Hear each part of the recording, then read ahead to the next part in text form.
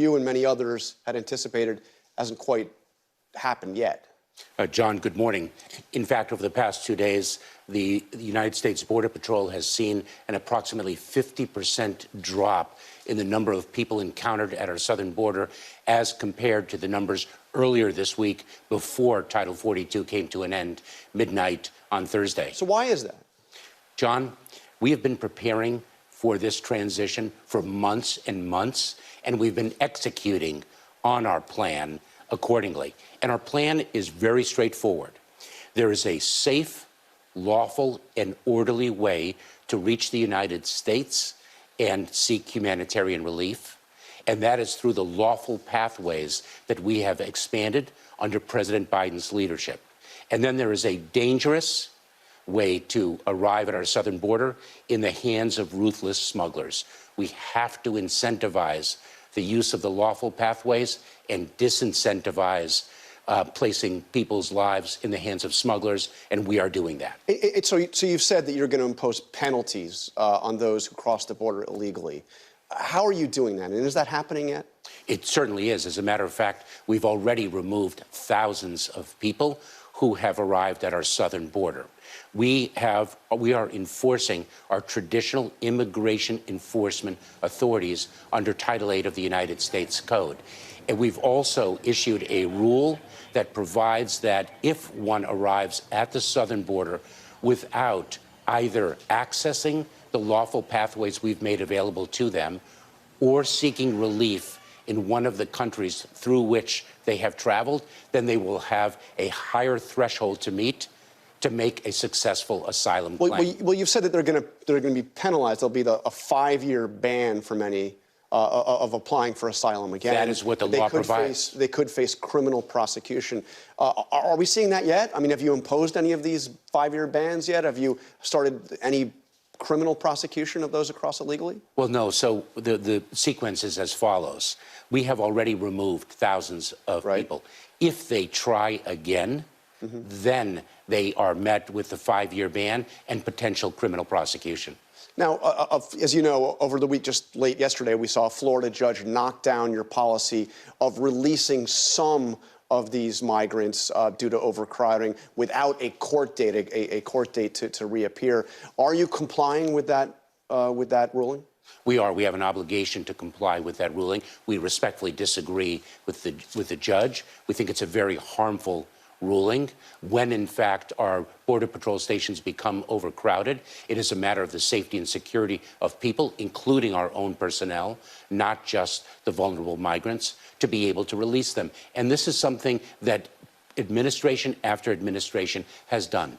Do you have numbers? I mean, how many have been released without a mandated court date? So we released a number because of the surge that we experienced before Title 42 came to an end. Now, with the 50% drop in the number of encounters at our southern border, we are executing our consequence regime exactly as planned. Now, you said you respectfully disagree with the judge.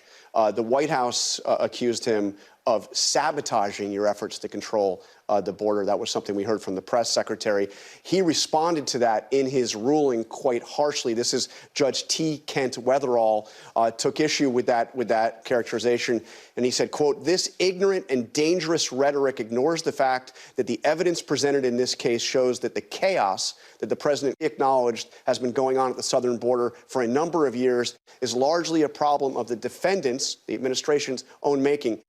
If it is sabotage for a federal court to tell the federal government it must comply with the law, then so be it." So what do you say to Judge Weatherall? We respectfully disagree with the judge's interpretation of the law, his characterization of our actions, and we intend to litigate the matter, and I defer to the Department of Justice in that regard. Well, you're also, of course, getting hit from the other side, those that are saying that you're being too harsh on the border, requiring that migrants seek asylum in a third country first, these penalties for those who cross illegally.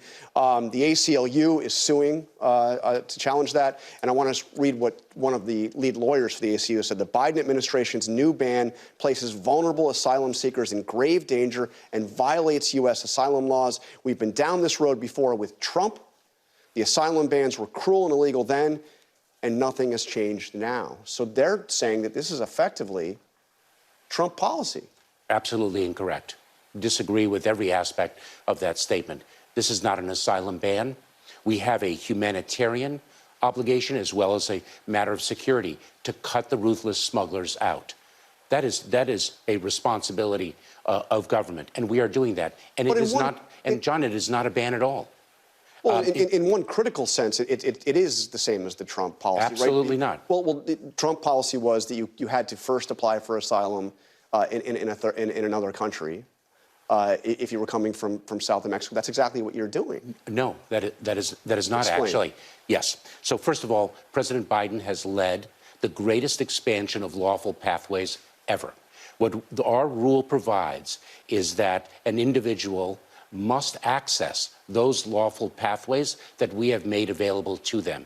If they have not, then they must have sought relief in one of the countries through which they have traveled and been denied. And if they haven't done either, it's not a ban on asylum, but they have a higher threshold of proof that they have to meet. That is a presumption of ineligibility that can be overcome. It is not a ban. And so I disagree with that in every regard. So I also want to ask you that it was back in 2 years ago, more than 2 years ago, that the president put Vice President Kamala Harris in playing a critical role in terms of trying to stop the flow of migrants across the border. Where has Vice President Harris been on this? Are you in regular contact with her? When was the last time you spoke to her? Vice President Harris reached out to me earlier this week. That effort is a years-long effort, and Vice President Harris has led the investment of more than $3 billion in the Northern Triangle countries of Guatemala, Honduras, and El Salvador. So, I mean, it's years long, but it's already been going on. I mean, she was more than 2 years ago, she got this responsibility. Absolutely. You know, that effort began in the Obama-Biden administration. It was terribly taken down during the Trump administration, and Vice President Harris has led an extraordinary effort to address the root causes of why people flee their homes in the first instance. Okay. Violence, poverty, corruption, authoritarian regimes, extreme weather events, persecution, and the like. All right, Secretary Mayorkas, thank you for joining us this morning. Thank you, John. Hi, everyone. George Stephanopoulos here. Thanks for checking out the ABC News YouTube channel. If you'd like to get more videos, show highlights.